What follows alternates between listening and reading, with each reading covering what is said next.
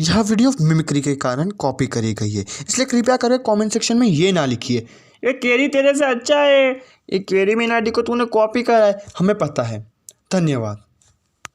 तो कैसे हैं आप लोग? तो खैर आज हम बात करने जा रहे हैं स्वामी हरि हरि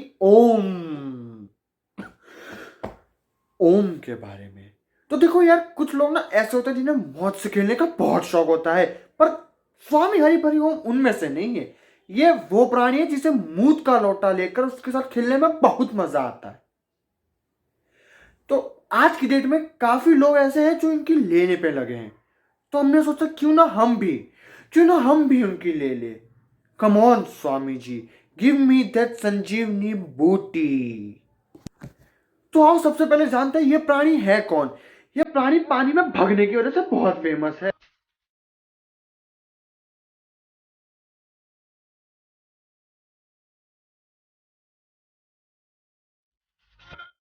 और ये प्राणी बिग बॉस 7 10 दरबार में भी आ चुका है। हम निकाल लिया हरामखोर को। तो खैर स्वामी हरि हरि ओम का एक इंटरव्यू आया था जिसका अंत भाई साहब इतना बेरंड था कि मैं क्या बताऊं। ओ भाई, गुथईबाजी हो गई यहाँ पर। ओ एक मारा, अरे सर फोड़ दिए एक दूसरे के, ओ कपड़े फाड़ दिए। ओ भाई, गुथईबाजी फिर शुरू हो गई। क्या उमूम लगा रखा है? पिंटू नाम है उसका, पिंटू। अपना ही बच्चा है, इधर ही फुटबॉल खेलता था बचपन में। फुटबॉल का बहुत शौक था उसको। आज देखो, इसको देखकर रोना आता है। आओ यार देखते हैं घटना क्यों और कैसे हुई। बड़ा सीधा सवाल है। भूलिए ना प्रियंका, आप अच्छी तरह से निकले हैं। प्रियंका, आप अच्छी तरह से जानती हैं कि जब मैं बिग बॉस के घर में था तब भी मैं हिंदू राष्ट्र की बात करता था, राम राज्य की बात करता था। भूतनी के तूने 2 लोगों के मुंह पे मूत के छींटे फेंक दिए थे। नहीं यार, ये चीज मुझे बिल्कुल पसंद नहीं आती। मतलब जिस इंसान की भाषा साफ होती है ना, वो ऐसा नहीं लगता कि वो दूध से धुला हुआ हो। ऐसा लगता है कि उसके रगों में खून की जगह दूध दौड़ रहा होता है। लेकिन हरकतों से इतने कांडी, मतलब इन लोगों को आप कुछ नहीं कहोगे, लेकिन हमारे जैसों की मारने में पहले लग जाओगे। क्यों? क्योंकि इस देश में जो इंसान गालिब है उससे हरामी कोई इंसान नहीं।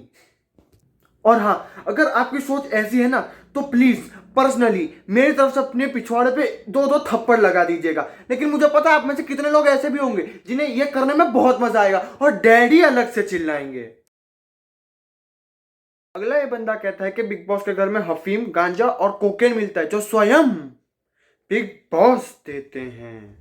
अरे उसके साथ साथ आपने आरोप लगाया कि बिग बॉस के घर में गांजा और अफीम और चरस तमाम चीजें, कोकीन साथ में। वो अच्छा, कौन देता था भाई?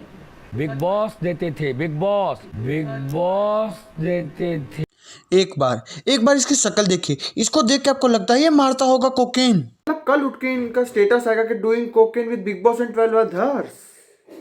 अगला इस फूलों और तार जैसी शक्ल वाले इंसान ने कहा कि इसने सलमान खान को थप्पड़ मारा है। 30 दिसंबर को वो घर के अंदर आए थे, मेरे से मिले थे। मुझे उन्होंने किंग ऑफ फुटेज का अवार्ड दिया था। उसके बाद चूंकि वो चैन स्मोकर हैं, शराब के नशे में धुत थे। भाई मतलब ये इंसान अलग ग्रह नहीं, अलग ब्रह्मांड पे रहता है जिसमें ऐसे प्रकार के सुट्टे मिलते हैं जो शराब का नशा देते हो। अपना बड़ा लंबा वाला सिगरेट वो गेट के अंदर से लिया, सिगरेट गेट के अंदर से लिया। उसके बाद उन्होंने बहुत बड़ी गलती ये की कि सिगरेट का धुआं कस लेकर के मेरे मुंह पे धुआं मारा। मेरे बर्दाश्त से बाहर हो गया, तो तब मैंने उनको खींच करके वही झन्नाटेदार थप्पड़। मतलब ये सलमान खान का गाल है और ये उस बुड्ढे का हाथ। नहीं, बिल्कुल नहीं। ये आदमी स्प्लिट बकलोली डिसऑर्डर से गुजर रहा है। इस बीमारी में इंसान को पता ही नहीं चलता कि वो कब बकलोली पेल रहा था और कब नहीं। कल को ये उठ के बोलेगा कि मैं जादू की स्पेसशिप से आया था पर वो मुझे ले जाना ही भूल गया।